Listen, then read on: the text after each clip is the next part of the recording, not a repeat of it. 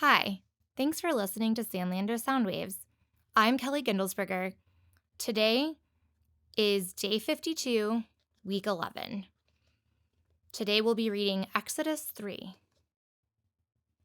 Now Moses was tending the flock of Jethro, his father-in-law, the priest of Midian, and he led the flock to the far side of the wilderness and came to Horeb, the mountain of God.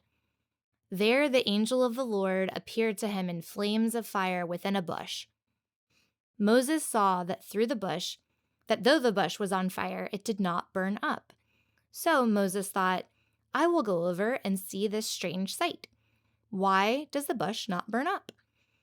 When the Lord saw that he had gone over to look, God called to him from within the bush, Moses, Moses. And Moses said, Here I am. Do not come any closer, God said. Take off your sandals, for the place where you are standing is holy ground. Then he said, I am the God of your father, the God of Abraham, the God of Isaac, and the God of Jacob. At this, Moses hid his face, because he was afraid to look at God. The Lord said, I have indeed seen the misery of my people in Egypt. I have heard them crying out because of their slave drivers, and I am concerned about their suffering. So I have come down to rescue them from the hand of the Egyptians and to bring them up out of that land and into a good and spacious land, a land flowing with milk and honey, the home of the Canaanites, Hittites, Amorites, Perizzites, Havites, and Jebusites. And now the cry of the Israelites has reached me, and I have seen the way the Egyptians are opposing them. So now I go. I am sending you to Pharaoh to bring my people, the Israelites, out of Egypt. But Moses said to God, Who am I that I should go to Pharaoh and bring the Israelites out of Egypt? And God said, I will be with you, and this will be the sign to you that it is I who has sent you. When you have brought the people out of Egypt, you will worship God on this mountain.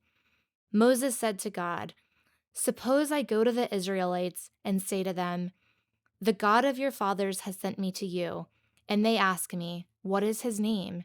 Then what shall I tell them? God said to Moses, I am who I am.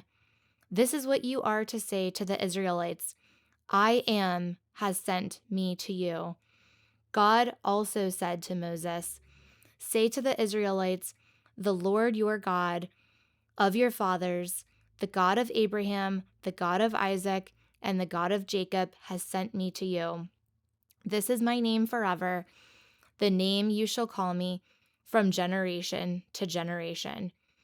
Go, assemble the elders of Israel, and say to them, The Lord, the God of your fathers, the God of Abraham, Isaac, and Jacob, appeared to me and said, I have watched over you and have seen what has been done to you in Egypt, and I have promised to bring you up out of your misery in Egypt into the land of the Canaanites, Hittites, Amorites, Perizzites, Havites, and Jebusites, a land flowing with milk and honey. The elders of Israel will listen to you. Then you and the elders are to go to the king of Egypt and say to him, The Lord, the God of the Hebrews, has met with us. Let us take a 3-day journey into the wilderness to offer sacrifices to the Lord our God. But I know that the king of Egypt will not let you go unless a mighty hand compels him. So I will stretch out my hand and strike the Egyptians with all the wonders that I will perform among them. After that, he will let you go. And I will make the Egyptians favorably disposed towards this people, so that when you leave, you will not go empty-handed. Every woman is to ask her neighbor and any woman living in her house for articles of silver and gold and for clothing, which you will put on your sons and daughters, and so you will plunder the Egyptians. Now we are going to take a look at our 7 arrows. What does this passage say? What did this passage mean to its original audience? What does this passage tell us about God?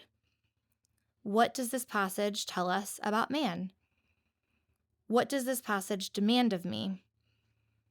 How does this passage change the way I relate to people? What does this passage prompt me to say to God? And now our devotion. Moses was a reluctant leader. God called him to bring his people out of slavery in Egypt and lead them to the promised land. God even appeared to Moses in a miraculous way, confirming that he would use Moses to deliver his people. But Moses was unsure. First, he questioned whether he was worthy of this appointment. Later, in Exodus 4, he told God that the people would not listen to him and that he was not a good speaker in the first place. Even though God fashioned Moses' mouth and called him to this task, Moses questioned whether or not God could fulfill these promises through a frail leader. One final objection is important to note. Moses told God that the people would ask him who told him to come and lead them to freedom. He knew that the people would want to know if God was behind all of this, or if Moses had just lost his mind. God gave Moses his name in a somewhat cryptic way. He is I am. He is the God who is undefinable. He has always been. He is, and he will always be. He's the one true God, and people can always trust him. Thanks so much for joining us today, and we hope to see you tomorrow.